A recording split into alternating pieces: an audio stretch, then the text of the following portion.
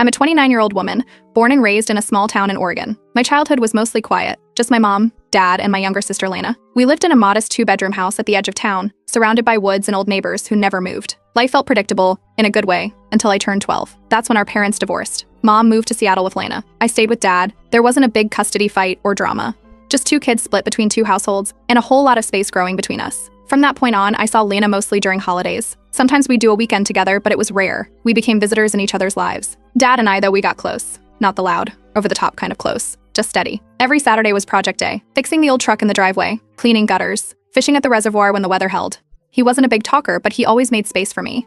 Never missed a school concert or a parent-teacher night, even when I knew it bored him to death. Lana changed a lot during those years. When she visited, she seemed like she couldn't wait to leave. She'd stay glued to her phone, roll her eyes at the town, and ask when we'd be done with whatever we were doing. Her bond with dad got thinner every year. Mom remarried a few years after the divorce. Her new husband was in finance and had a high-rise condo with a view of the bay. They were into fine dining and destination holidays. I heard from Lana that she got enrolled in private school, got a new car at 17, and had her rent covered when she moved out for college. Meanwhile, I worked 2 part-time jobs and landed scholarships wherever I could. Dad pitched in where he could, textbooks, dorm essentials, an occasional grocery run. He wasn't wealthy, but he never let me go without. I never resented Lana for the extra help she got. It just felt like 2 different lives running in parallel. I graduated with a degree in marketing, moved back home to a small agency job downtown, and picked up where Dad and I left off. We spent weekends fixing up the garden, cooking, watching old westerns. It was our rhythm. Lena only visited twice that year, once on Easter, then again for a rush Thanksgiving dinner where she kept checking her watch. She didn't stay long either time. Then, last summer, everything cracked open. I came home one Sunday afternoon from grocery shopping and found Dad in his recliner,